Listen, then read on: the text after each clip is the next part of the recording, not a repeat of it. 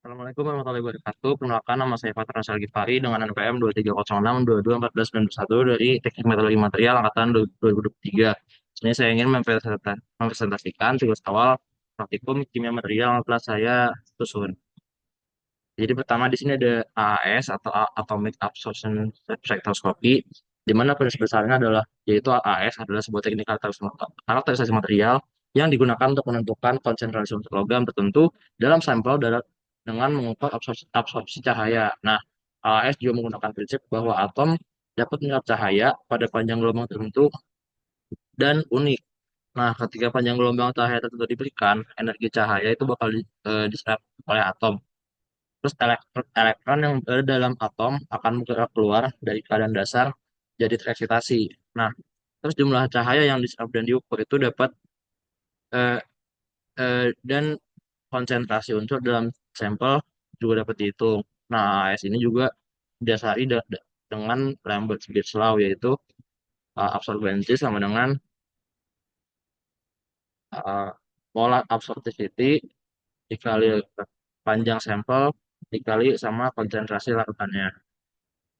Nah, AAS itu jenis-jenisnya diantaranya ada flame AAS, graphite furnace AAS, sama ada hydrogen cation AAS.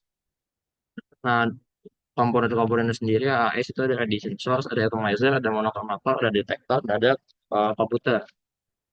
Nah, buat AAS kelebihannya sendiri itu ada sensitivitas yang tinggi, kemudian spesifitas untuk analisis logam dan tentang dinamis yang luas. Untuk kekurangannya, AAS ini hanya terbatas pada analisis logam dan senda logam, kemudian memerlukan kalibrasi dan kemungkinan intervensi dari elemen lain.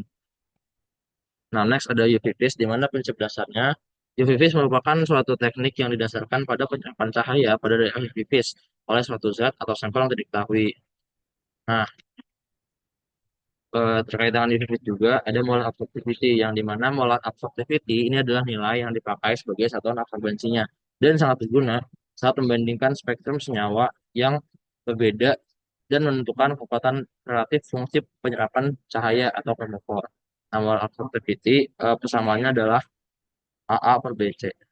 Nah, ini ada beberapa jenis-jenis dari UV vis juga. Ada UV vis absorption spectroscopy, dual beam UV vis spectroscopy, UV vis fluorescence spectroscopy, dan sebenarnya masih ada yang lain, tapi ini adalah tiga yang paling sering dipakai.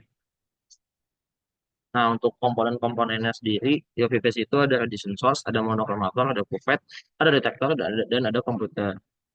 Nah, buat kelebihan dan kekurangan, UV vis itu ada sensitif. Kelebihannya itu sensitivitasnya tinggi, terus cepat dan mudah digunakan juga, terus non-destruktif, akurat, dan high precision. Buat kekurangannya, UV vis ini dia ketergantungan pada pelarut, terus pengaruh kondisi eksternal, terus dia juga ada kemungkinan intervensi dari elemen lain. Nah, UV vis juga itu nggak memberikan informasi struktur yang akurat gitu loh, yang jadi kurang gitu. Nah, next ada FTIR, di mana FTIR ini adalah teknik spektroskopi yang mengukur interaksi antara radiasi inframerah dan sampel untuk menentukan komposisi kimia dan struktur molekul. Nah, molekul itu nanti bakal menyerap radiasi R pada frekuensi tertentu yang terkait dengan vibrasi ikatan kimia dalam molekul. Nah, spektroskopi R itu bekerja karena molekul menyerap radiasi elektromagnetik dalam paket energi yang terpisah.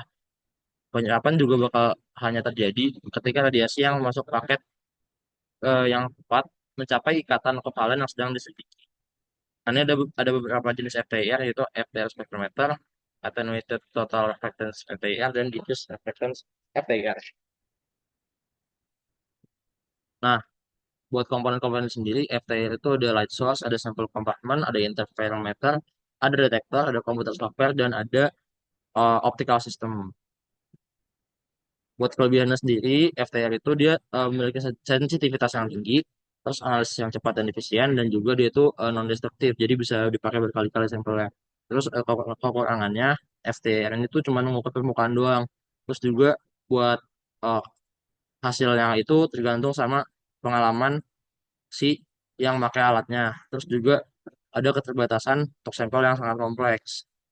Nah, terus kita lanjut ke STA, di mana STA ini adalah teknik analisis thermal yang menggabungkan dua jenis analisis dalam satu percobaan, yaitu TGA dan DSC, di mana perubahan massa dan perubahan energi diukur secara bersamaan saat sampel diperlukan suhu dalam kondisi yang terkontrol.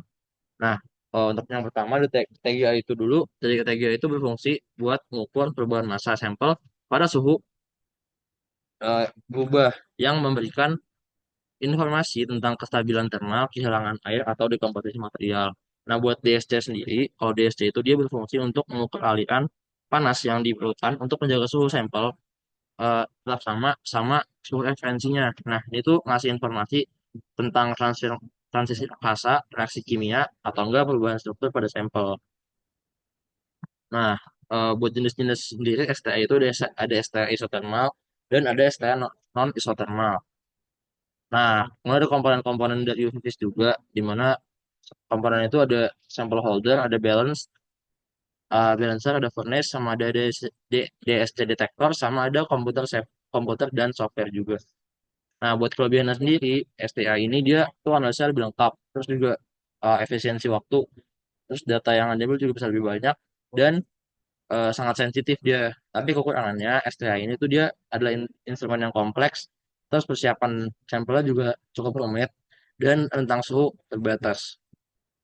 Nah, ini ada referensi yang saya pakai. Sekian dari saya. Wassalamualaikum warahmatullahi wabarakatuh. Terima kasih.